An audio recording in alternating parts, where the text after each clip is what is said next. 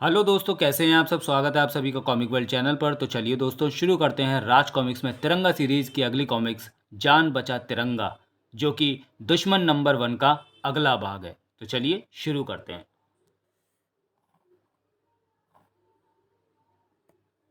संजय गुप्ता पेश करते हैं जान बचा तिरंगा। लाल किले के चारों तरफ बनी ये गहरी खाई कभी खतरनाक नरभक्षी मगरमच्छों से भरी होती थी, और इस खाई में गिरकर उन मगरमच्छों का शिकार बनते थे वे जो किले में अनाधिकृत ढंग से प्रवेश करने की कोशिश करते थे। आज इस खाई में मगरमच्छ तो नहीं है, लेकिन किले में अनाधिकृत ढंग से प्रवेश करने की कोशिश करने वाला एक शख्स इस खाई में गिरा है। लाल किले को बम से उड़ाने के इरादे से आया वह आतंकवादी खाई में गिरा है। उसकी गोलियां लगी हैं, शायद वह मर चुका है। सभी फ्लड लाइटों का रुख बाई की खाई की तरफ कर दो। हमें तब तक सतर्क रहना है जब तक हमें उस आतंकवादी की लाश नहीं मिल जाती। आतंकवादी? उफ!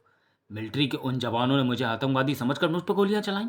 उनको गलतफहमी हुई है। मुझे इस गलतफहमी को दूर करना होगा। चिल्लाकर मिलिट्री जवानों का ध्यान अपनी तरफ खींचने को तैयार भारत को अचानक अपने हाथ को कुकर के ढक्कन की तरह अपने मुंह पर रख देना पड़ा। नहीं, इस हाई सिक्योरिटी जोन में किसी पर गोली चलाने का काम गलतफहमी में नहीं हो सकता। पूरी प्लानिंग के साथ हुआ है। इसलिए अगर मैं उनके सामने आया तो वे कुछ भी सुने बगैर मुझको भून डालेंगे, और इस हाल में मैं यहाँ ज़्यादा देर नहीं रह सकता। इसलिए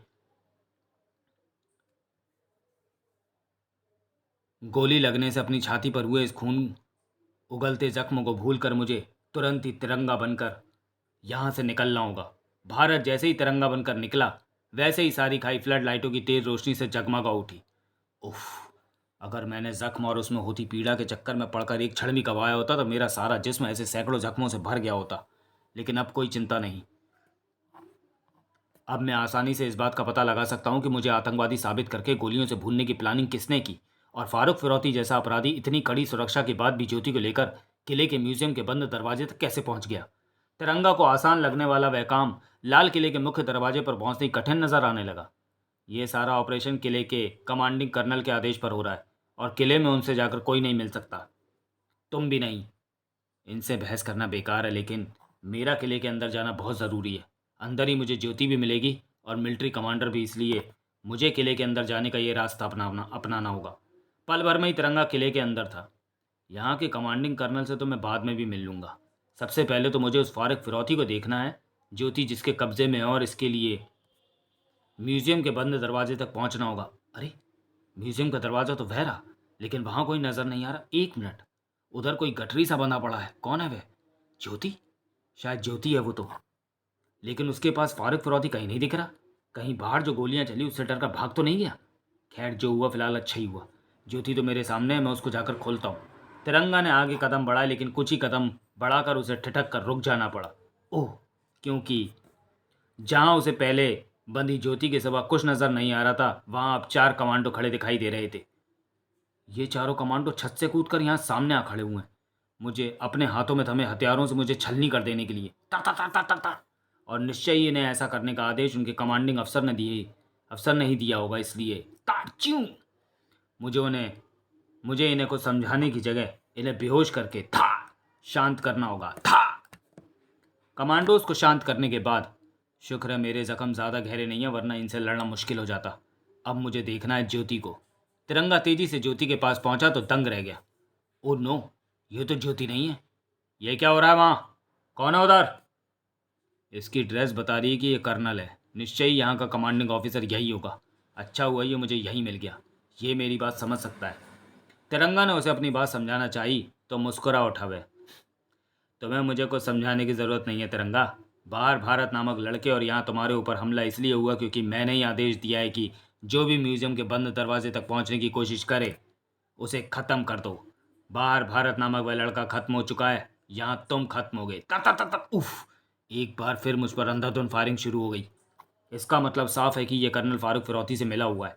उसी के कहने पर इसने मुझे भारत के रूप में और यहाँ तिरंगा के रूप में मारने की कोशिश की है, लेकिन इसकी कोशिश सफल नहीं हो पाएगी। उल्टा ऐसा आदेश देकर इस कर्नल ने अपने कोर्ट मार्शल का इंतजाम कर लिया है। था एक मिनट, शायद कहीं कुछ गड़बड़ है, क्योंकि इस कर्नल का चेहरा मोहरा उस आदमी से एकदम मिल रहा है जो वहां बंधा पड़ा है। अचानक सनसना उठा तिरंगा का मस्तिष्क। ओह, समझ गया क्या चक्कर है। यह कर्नल असली नहीं है, यह कर्नल के रूप में फारूक फिरौती है।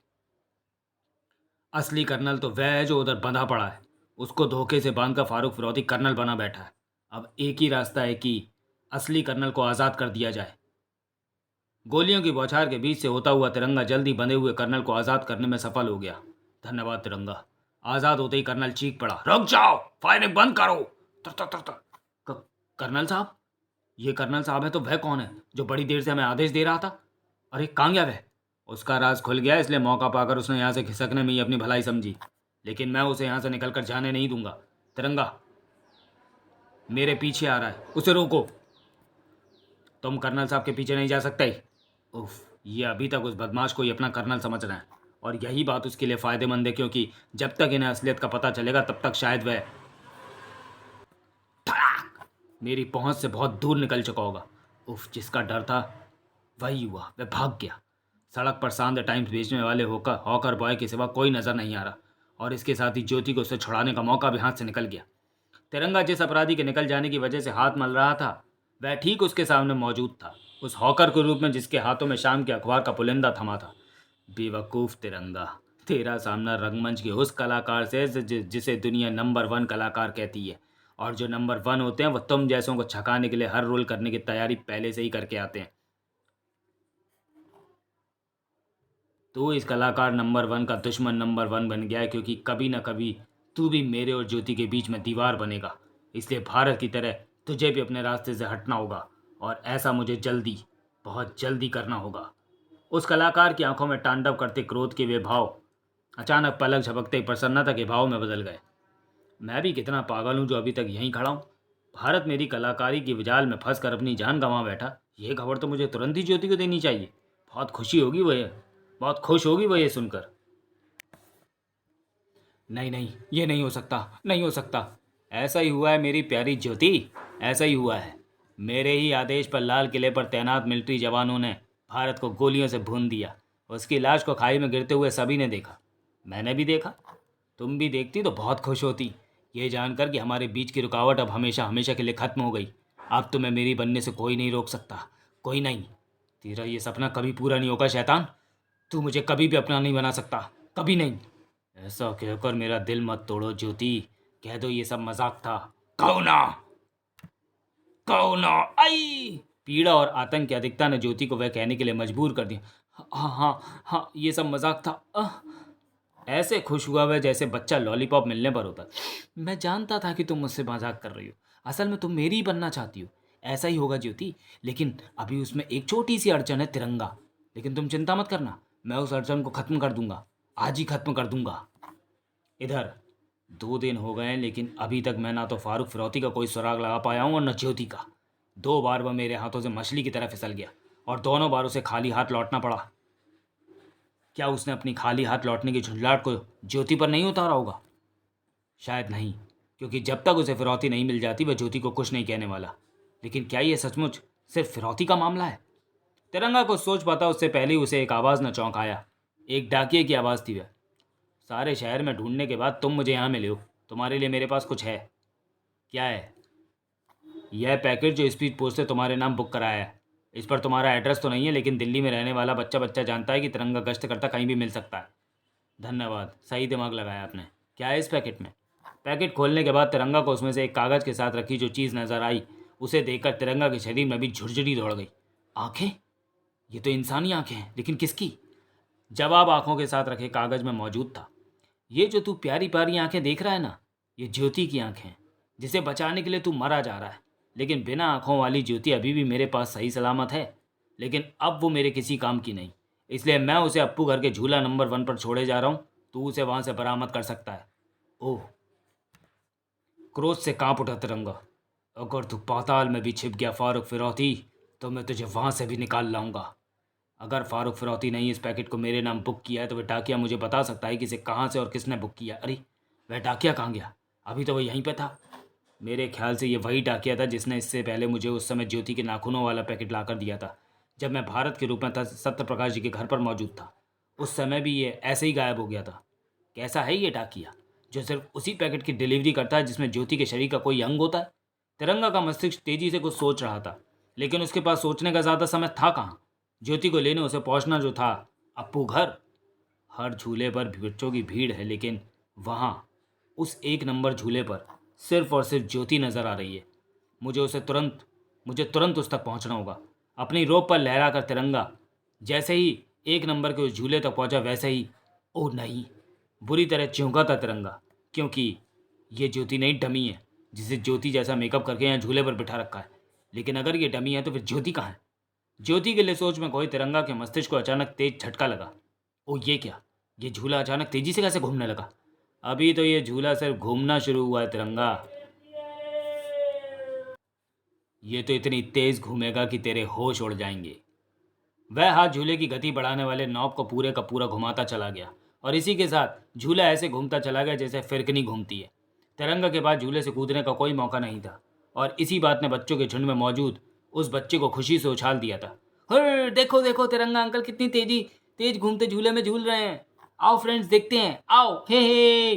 बच्चों के बीच उछल कूद करके झूले की तरफ बढ़ते उस विशेष बच्चे को देखकर भला कौन कह सकता था कि वह बच्चा बच्चा नहीं, बल्कि कलाकार नंबर 1 प्रभाकर था।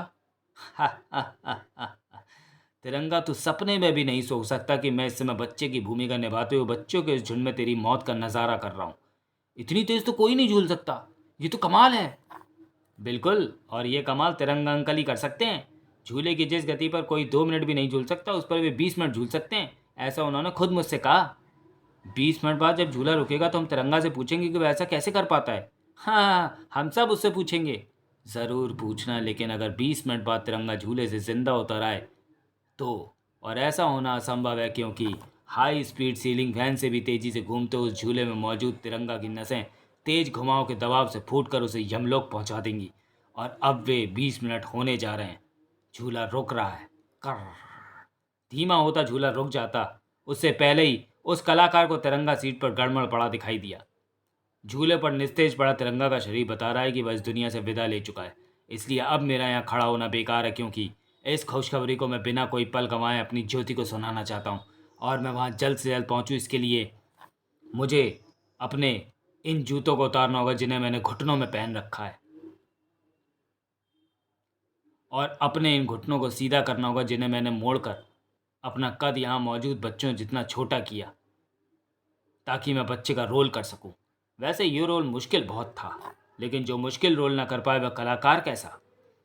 हवा के पंखों पर सवार होकर ज्योति तक पहुंचा था वह गजब का कलाकार। ज्योति, ओ ज्योति, मैं आज बहुत खुश हूँ। तुम भी आओ मेरे साथ, आकर झूमो, नाचो, गाओ, क्योंकि मैंने तिरंगा नाम की उस अजीम हस्ती को खत्म कर दिया, जिससे टकरा कर बड़ी बड़ी ताकतें चकनाचूर हो गईं। बड़े से बड़े धुरंधर हार गए। तिरंगा मुझसे अपनी जिंदगी हार गया। अविश्वास मत कर ज्योति, मेरी बात पर अविश्वास मत कर। मैं सच कह रहा हूँ। तिरंगा की लाश को अपनी आंखों से देख कर आ रहा हूँ। कभी कभी आंखें जो देखती हैं वह भी झूठा होता है, मिस्टर प्रभाकर उर्फ कलाकार नंबर 1। तिरंगा, तिरंगा, तुम तिरंगा नहीं हो सकते। झूला रुकने के बाद तुम्हें उसकी सीट पर जो लाश पड़ी दिखाई दी थी, वह असल में ज्योति की वह डमी थी जिसके बल पर तुमने मुझे उस झूले में फंसाया था। अपना लबादा उस पर डालकर मैं तो उसी समय उस झूले से निकल गया था जब उसकी गति तेज हुई थी। और ऐसा मैंने इसलिए किया क्योंकि मैं कुछ देर पहले ही तुम्हारी असलियत जान चुका था।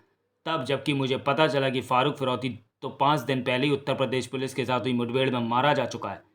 थाड़ कोई फारूक फिरौती जैसे किडनैपर के नाम का इस्तेमाल कर रहा है, और ऐसा वह रुपयों के लिए नहीं कर रहा, क्योंकि उसने अपनी दिलचस्पी फिरौती की रकम लेने में नहीं बल्कि भारत को और मुझे मारने में दिखाई है।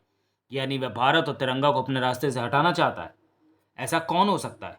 और जब तुमने मुझे अप्पू घर के झूला नंबर 1 पर बुलाया तो कलाकार नंबर 1 कहलवाने का तुम्हारा शौक मुझे ध्यान आया, और फिर हर चीज़ में नंबर 1 तुमने ज़रूर इस्तेमाल किया था। जैसे किला नंबर 1, इसका मतलब तुम जिंदा थे, लेकिन ये बात साबित करनी ज़रूरी थी।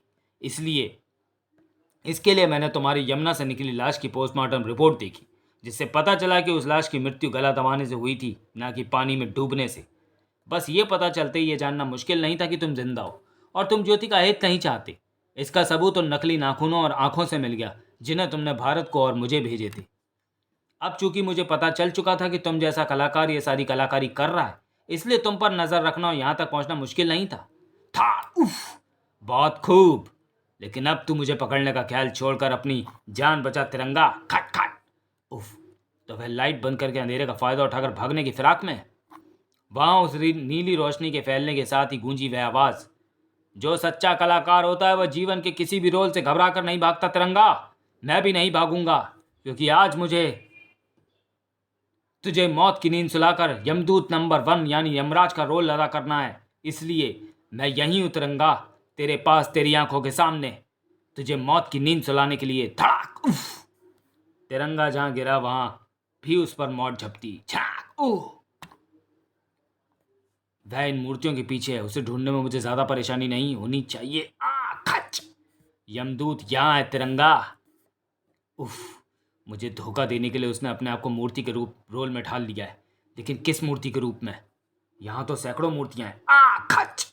इस मूर्ति के रूप में? तिरंगा पर एक बार फिर वार करके कलाकार एक बार फिर मूर्ति में बदल गया था।